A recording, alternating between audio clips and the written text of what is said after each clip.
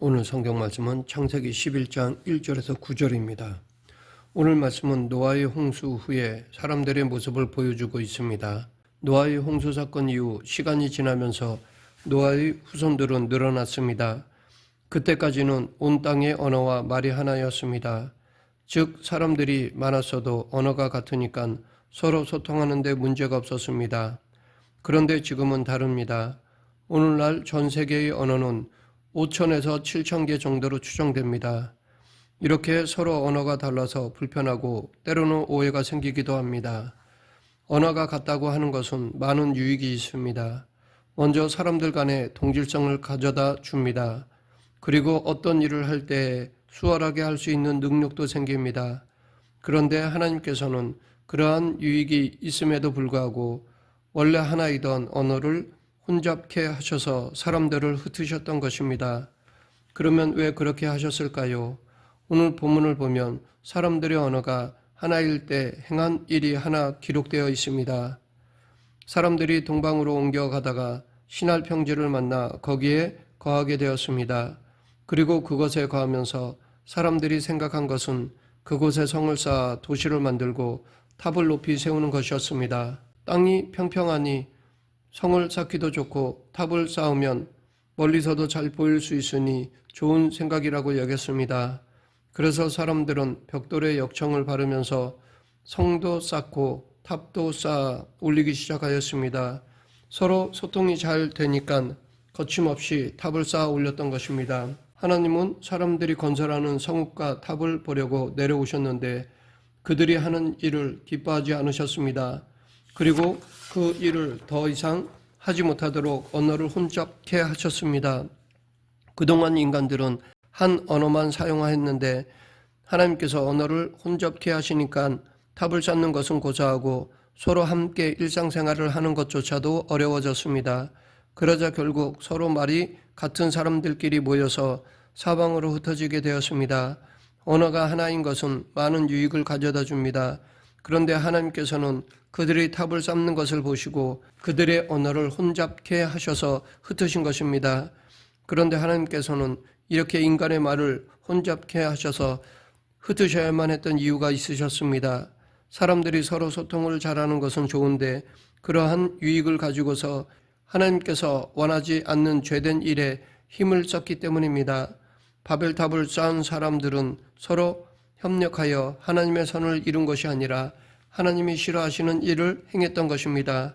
오늘 말씀을 통해서 왜 하나님께서 사람들의 언어를 혼잡케 하시면서까지 그들이 하는 일을 중단케 하셨는지를 알아보고 지금 우리들에게 필요한 교훈을 살펴보겠습니다. 사람들이 이렇게 바벨탑을 쌓게 된 근본적인 이유는 하나님과 소통이 없었기 때문입니다. 시날 평지로 옮겨간 사람들은 서로 무엇을 할 것인가에 대해서 의논하였습니다. 그리고 성과 대를 쌓자고 하였습니다. 그런데 문제는 이것에 대해 하나님과의 의논이 없었다는 것입니다. 하나님의 뜻을 구하지 않았습니다. 사람들이 마음과 힘을 합해서 열심히 탑을 쌓았다고 하지만 오히려 그것은 하나님이 원치 않으시는 것이었습니다. 사람들은 하늘까지 닿는 탑을 만들고자 하였습니다. 이것은 단순히 높은 탑을 쌓지 않은 것 그 이상의 의미를 가지고 있습니다. 당시의 하늘은 신의 영역입니다. 곧 하나님의 영역입니다. 그런데 그곳에 닿자고 하는 것은 하나님을 만나기 위한 것이 아니라 하나님의 주권에 도전하는 행위였습니다. 자신들도 신의 영역에 들어갈 수 있다고 생각한 것입니다. 사람들이 벽돌과 역청을 쓸 정도로 뭔가 문명화되고 과학적으로 발전하게 되니까 하나님의 영역까지도 도전하려는 것이었습니다. 이것이 사람들의 교만임과 동시에 무지함입니다. 사람들의 죄성이 이렇습니다. 아담과 하와가 선악과를 따먹은 것도 하나님과 같이 될 것이라는 뱀의 거짓 유혹에 넘어갔기 때문입니다. 지금도 자신을 신과 같이 여기는 사람들이 있습니다. 이렇게 자신에게 절대적인 주권과 권력이 있는 것처럼 여기면서 살아가는 사람들은 하나님의 뜻을 무시합니다. 그러하기에 당연히 하나님께서는 이것을 기뻐하지 않으십니다. 지금도 하나님의 주권에 도전하는 바벨탑을 쌓는 일들은 하나님께서 원치 않으십니다. 이스라엘 백성들도 하나님께 죄악된 일을 빈번하게 했는데 그 죄악의 시작은 하나님과 소통을 하지 않음으로 시작되었습니다.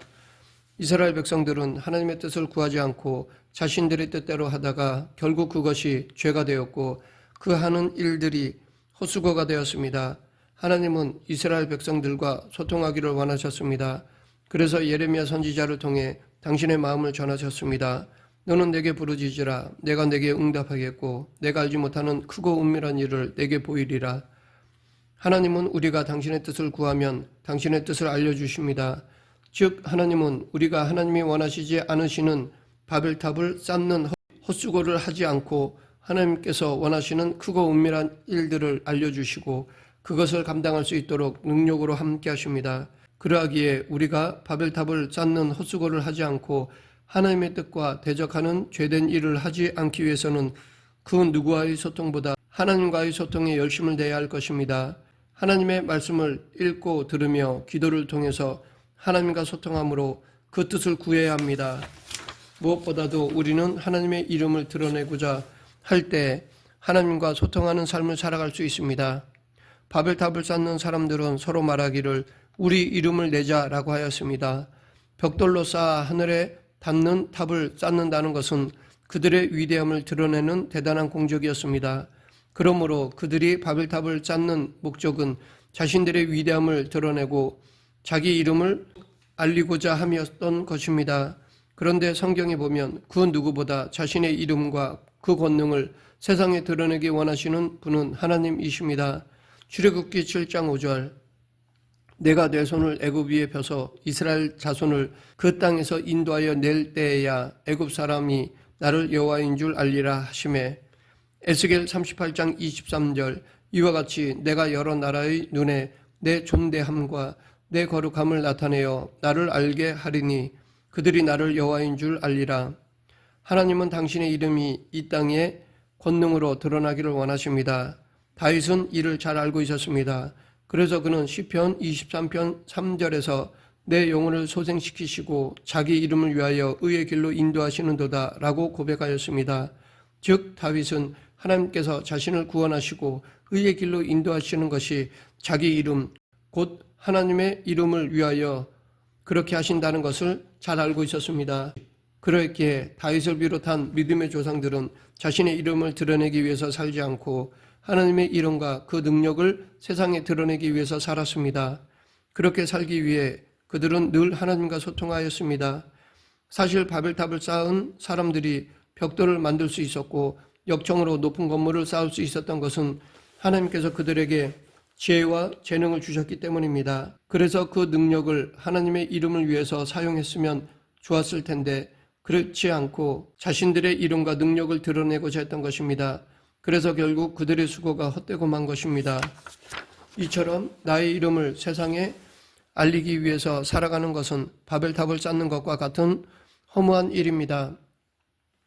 하나님은 당신의 이름과 행하신 일들을 이 땅에 널리 알리고자 하는 이들을 기뻐하시고 그들을 통해 당신의 능력을 나타내십니다.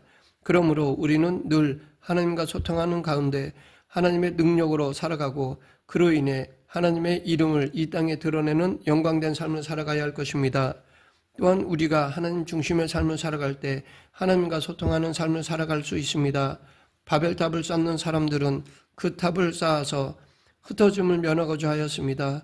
그런데 하나님은 탑을 중심으로 흩어짐을 면하자는 그들의 계획에 반대하셨습니다. 왜냐하면 하나님께서 사람을 지으신 것은 자신들이 만들어 놓은 탑을 중심으로 살아가라는 것이 아니라 하나님 중심으로 살아가기를 원하셨기 때문입니다. 사람들이 탑을 중심으로 모이게 되면 그것이 우상이 되어 하나님 없는 삶을 살아가게 됩니다. 하나님은 사람들이 당신을 중심으로 한 삶을 살아가기를 원하십니다. 출애굽 당시의 모습을 보면 이를 확실히 알 수 있습니다. 하나님께서 이스라엘 백성들에게 당신의 임재의 장소로 성막을 만들도록 하셨습니다. 그리고 그 성막을 이스라엘 진영의 가장 중심에 두도록 하셨습니다. 모든 이스라엘 지파들이 성막을 중심으로 동서남북에 진을 쳤습니다. 하나님께서는 사람들이 당신을 중심으로 살아가기를 원하십니다. 즉 하나님을 마음에 모시고서 그 말씀에 순종하며 살아가기를 원하십니다.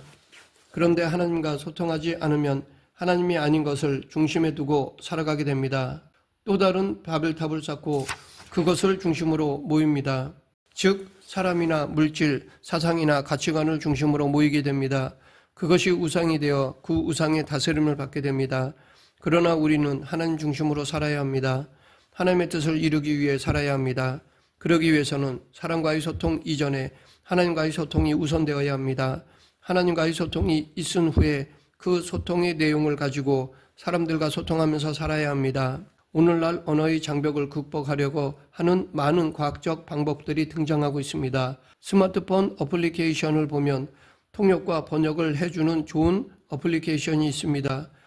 그래서 외국어를 모르더라도 그 어플리케이션을 쓰면 외국인과 어느 정도 의사소통이 가능합니다. 이렇게 사람들은 다른 나라 사람들과의 소통을 위해서 많은 노력을 기울입니다. 그런데 기독교회는 그 어떤 소통보다 하나님과의 소통을 위해서 힘써야 합니다. 삶의 우선순위를 잊지 말아야 합니다. 말씀을 맺겠습니다. 우리는 하나님과의 소통을 위해서는 하나님과의 단절을 가져오는 잘못된 신앙 습관을 버려야 합니다. 자신의 이름을 내기 위해서 살아가는 것이 아니라 하나님의 이름과 능력을 이 땅에 드러내기 위해 살아야 합니다. 즉 하나님 중심으로 살아야 합니다.